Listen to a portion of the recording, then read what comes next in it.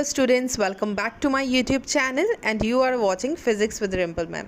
So let's start our next video on MCQs and our chapter is unit 2nd, current electricity. So our first MCQs is Kirchhoff's first law is based on law of conservation. ये Punjab board का most important question है और repeated question है. जितने भी आप लोग sample papers देख लो या फिर अपने क्वेश्चन पेपर्स देख लो, फाइनल क्वेश्चन पेपर देख लो 2021-22, आपको ये क्वेश्चन देखने के लिए मिल ही जाएगा कि किरचॉफ्स लॉ का फर्स्ट लॉ किस लॉ के बेस्ड है या फिर सेकंड लॉ कौन सा है. सो फर्स्ट लॉ जो है, first law of conservation of charge. ठीक है, this is the most important question. PSCB में बेटा बहुत ज़्यादा इम्पॉर्टेंट और रिपीटेड क्वेश्चन है और ये क्वेश्चन सीबीएसई में भी इम्पॉर्टेंट है लेकिन पंजाब बोर्ड के लिए तो मोस्ट इम्पॉर्टेंट है. सेकंड क्वेश्चन पे आए, विच of the following relation is called current density.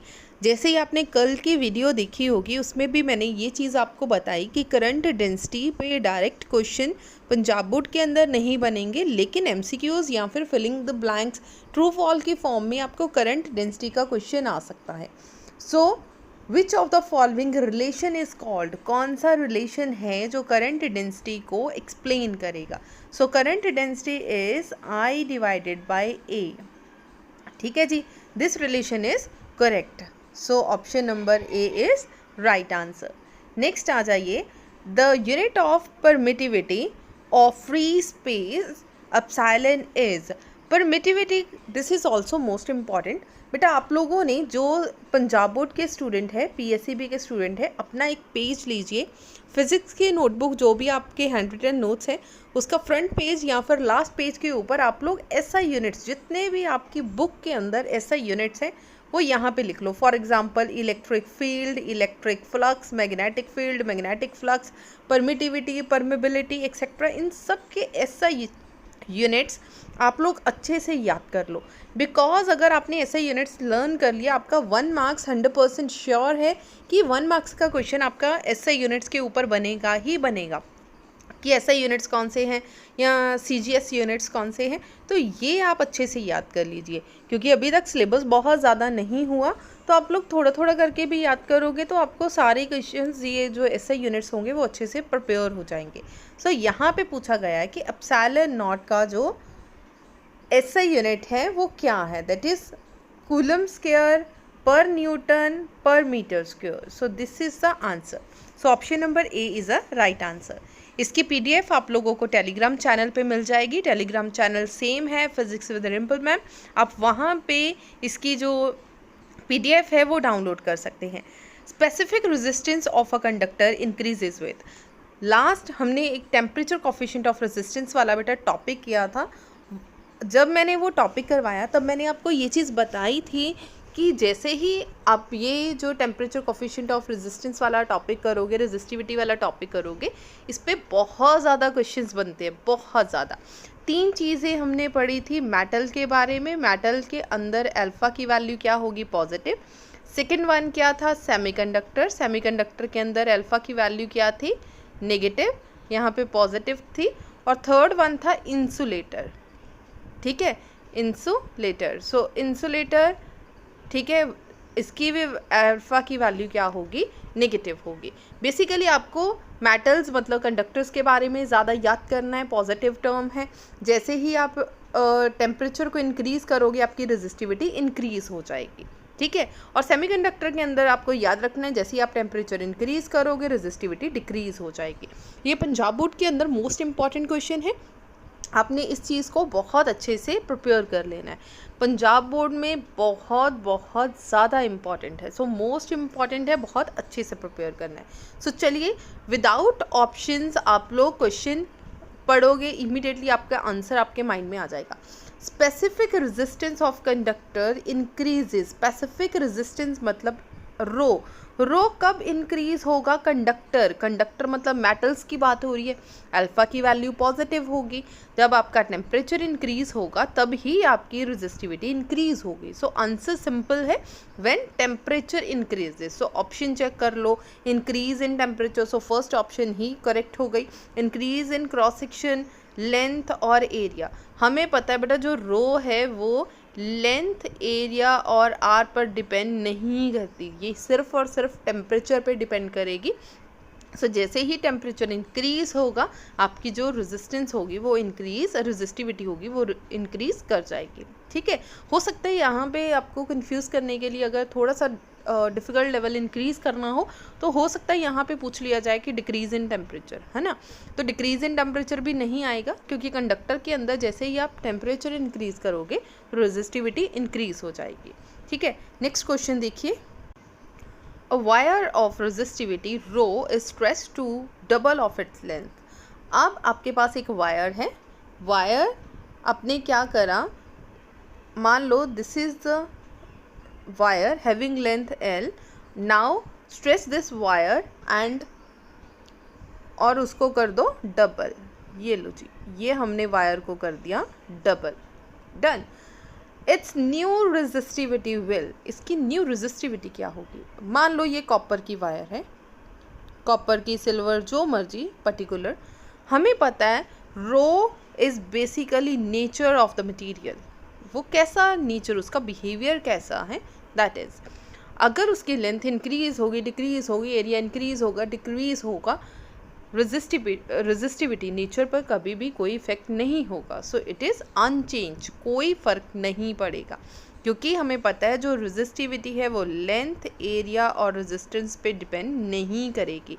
यहाँ पे उन्होंने बोला कि लेंथ को डबल कर दिया गया तो कर दो डबल, ट्रिपल कर दो, 4 टाइम्स कर दो, 5 टाइम्स कर दो, कुछ भी कर दो। लेंथ इंक्रीज़ या डिक्रीज़ होने से रो पर कभी कोई इफेक्ट नहीं होगा। So answer is no change. I hope you like this video. अगर आपको वीडियो अच्छी लग रही है तो वीडियो को लाइक कर दीजिए, मैक्सिमम शेयर कर दीजिए, और जितने भी आपके फ्रेंड सर्कल हैं या रिलेटिव्स में जो +1 +2 के स्टूडेंट्स हैं प्लीज़ चैनल को मैक्सिमम शेयर कर दीजिए। चलिए 6th क्वेश्चन पे चलते हैं। इलेक्ट्रोमोटिव फोर्स, इलेक्ट्रोमोटिव फोर्स मतलब EMF of the cell is basically so क्या चीज़ है, बेसिकली जो EMF है वो है क्या चीज़। हमें पता है एक बैटरी है, बैटरी के अंदर कोई सोल्यूशन है, यहाँ पे आपने एक सेल कनेक्ट कर दिया। जब तक आपने सेल कनेक्ट नहीं किया, मतलब रॉड्स एज सच इसी प्रकार से ऐसे हैं, देन इसके अंदर जो पोटेंशियल होगा वो दैट पोटेंशियल इज़, या जो फोर्स अप्लाई होगी दैट इज़ द EMF, जो वर्क होगा। ठीक है, इसके अंदर का जो वर्क होगा। सो ऑप्शन क्या है, फोर्स। सो इलेक्ट्रोमोटिव फोर्स पढ़ के फोर्स पे टिक मत कर देना, ये पावर नहीं है, ये वर्क है। कितना काम हो रहा है सेल के अंदर, कितना काम हो रहा है। अगर आपने बैटरी के साथ कनेक्ट कर दिया तो पोटेंशियल डिफरेंस बन जाएगा। ठीक है, पोटेंशियल डिफरेंस मतलब V आ जाएगा। अभी E है तो E एक्चुअल में आपकी क्या है, कितना वर्क हो रहा है। So answer C is a right answer. So energy capacity नहीं है, so C option is the right answer. Next आ जाइए।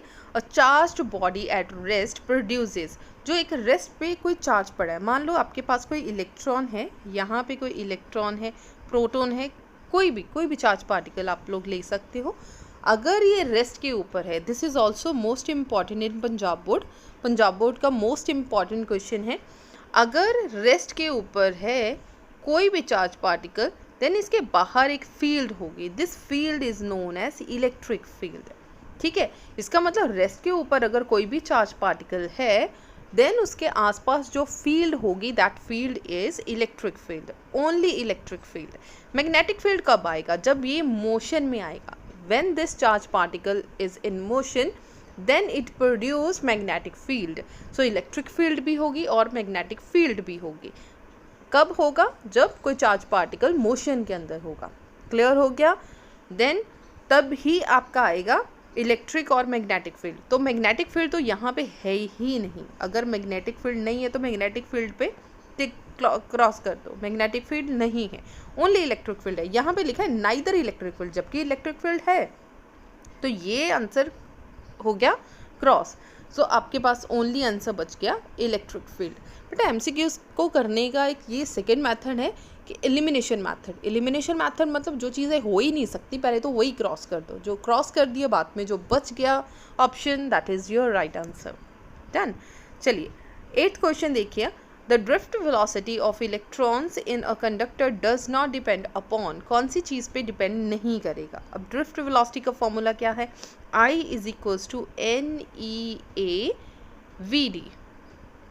A VD, what is VD? VD is drift velocity. Here we are talking about drift velocity of electron in a conductor does not depend upon. So drift velocity कौन सी चीज़ पे depend नहीं करेगी। So हमारे पास आ जाएगा I divided by NEA। मतलब I current पे depend करेगा, number of electrons E जो इलेक्ट्रॉन्स हैं A एरिया पे डिपेंड करेगा। तो ये क्रॉस सेक्शन एरिया पे डिपेंड करेगा, लेंथ यहाँ पे है ही नहीं तो लेंथ पे डिपेंड नहीं करेगा। So this is the right answer. N पे डिपेंड करेगा, मैग्नीट्यूड ऑफ करंट मतलब आई पे डिपेंड करेगा। ठीक है, अगर आप लोगों को ड्रिफ्ट वेलोसिटी वाला फॉर्मूला लर्न है, याद है, देन आप इजीली ये एमसीक्यूज कर सकते हो।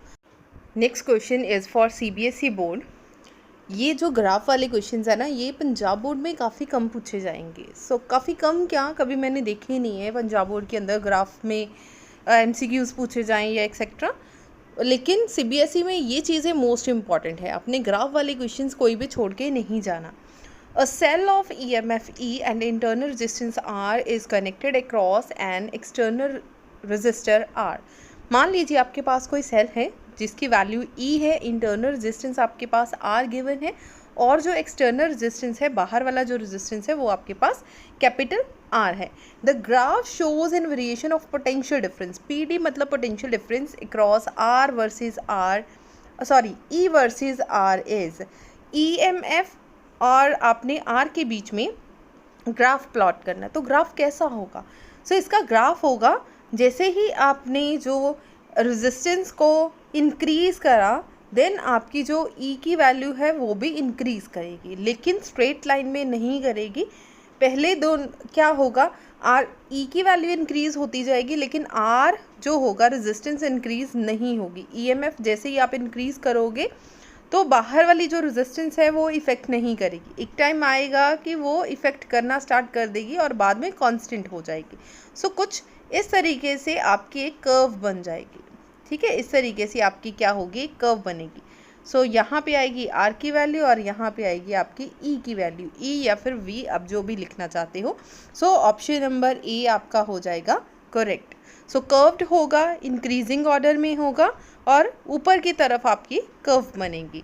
नेक्स्ट क्वेश्चन है, in a Wheatstone bridge all the 4 arms have equal resistance R। आपके पास, आप सबसे पहले इस तरीके का एक ब्रिज बना लीजिए और हर एक की वैल्यू आपके पास R गिवन है। सो एक डायग्राम, हल्की फुल्की रफ डायग्राम साइड पे बना लीजिए ताकि आप लोगों की जो कंसेप्ट है वो इजीली मतलब आप लोग अप्लाई कर सको।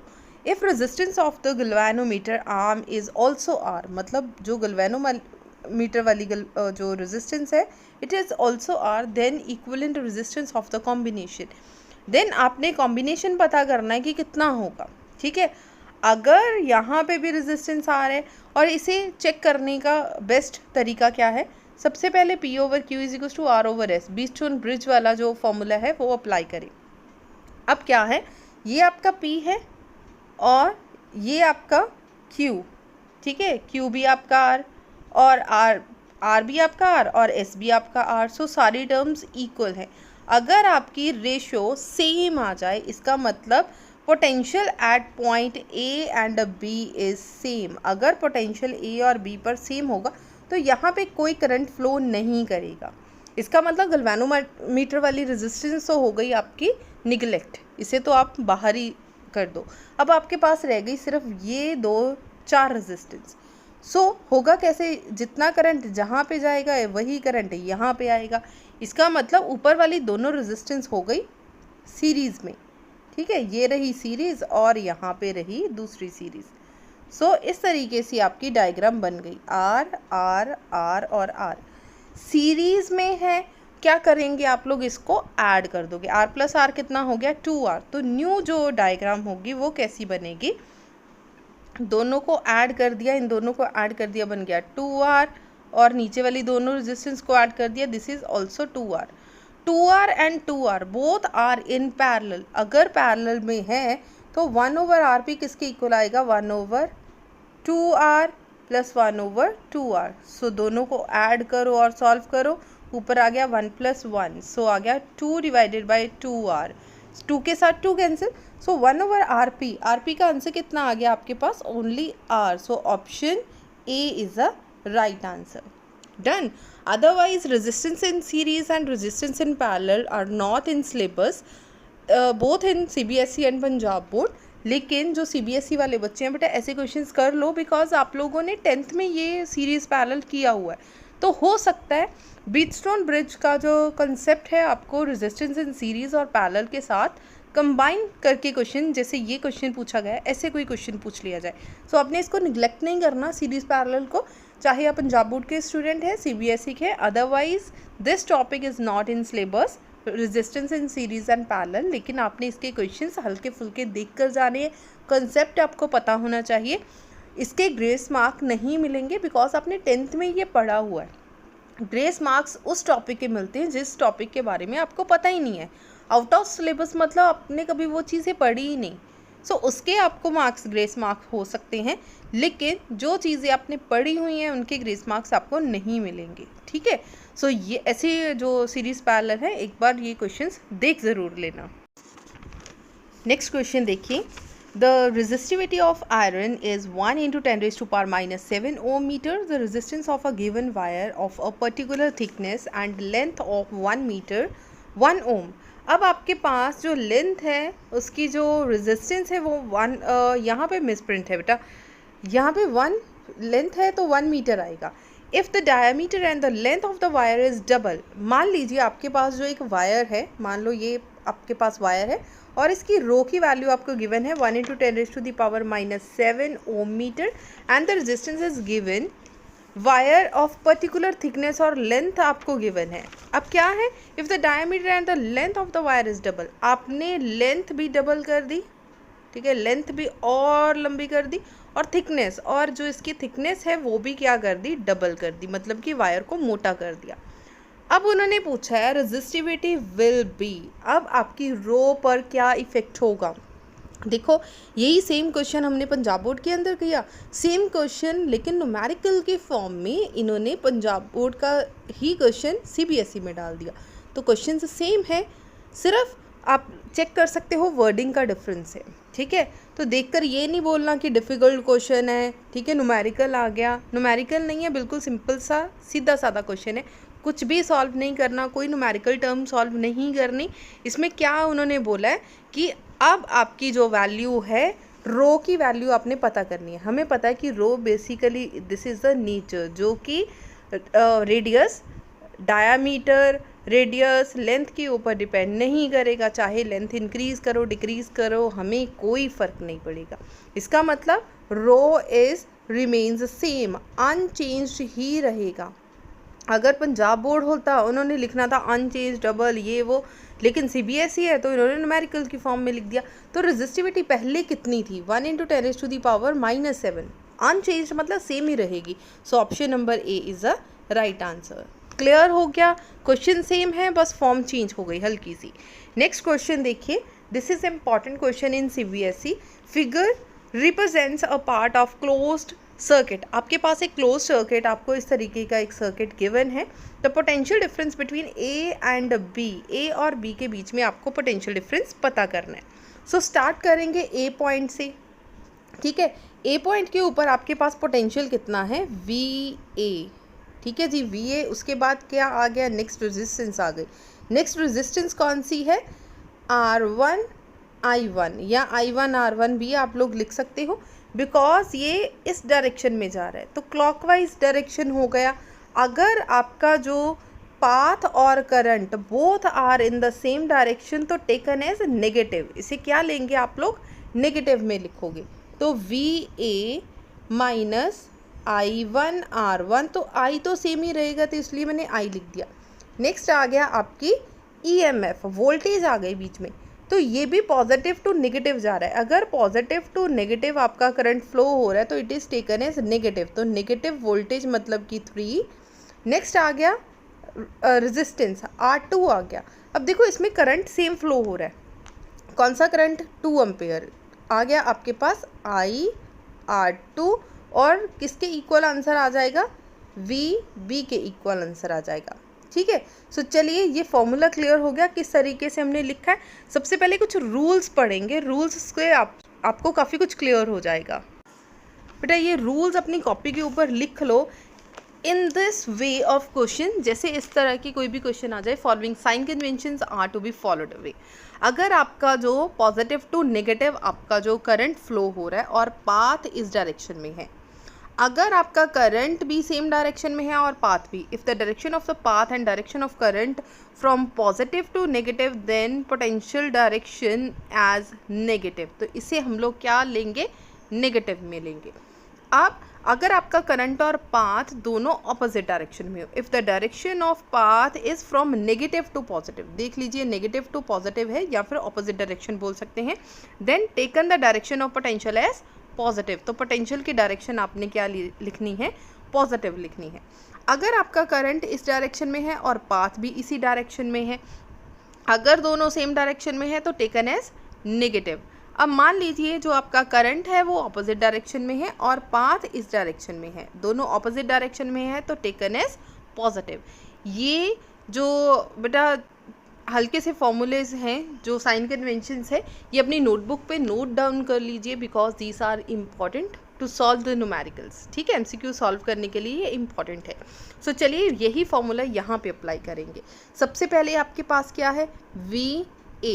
सो मैंने यहाँ पे VA की वैल्यू हमें नहीं पता तो मैंने ऐसा लिख दिया VA माइनस I1R1। I आपके पास कितना है, कितना करंट फ्लो हो रहा है, 2, और रेजिस्टेंस कितनी है, 2, तो मल्टीप्लाई बाय 2। नेक्स्ट आ गई आपकी EMF।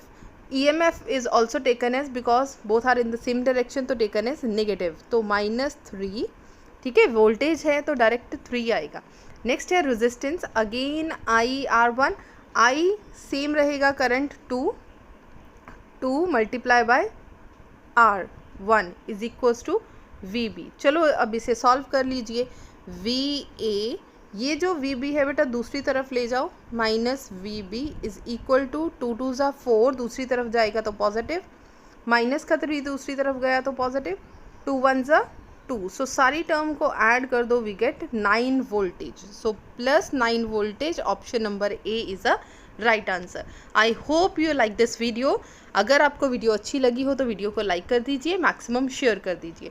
और 13th question is your homework, solve करके देखिए, अगर सॉल्व नहीं हुआ देन कमेंट सेक्शन में बता दीजिए, नेक्स्ट वीडियो में हम लोग सॉल्व कर लेंगे। ठीक है जी, सो अगर वीडियो अच्छी लगी हो तो बेटा लाइक शेयर और कमेंट ज़रूर करना, और अगर चैनल पे फर्स्ट टाइम आए हो तो चैनल को सब्सक्राइब करना मत भूलिएगा। Thank you so much.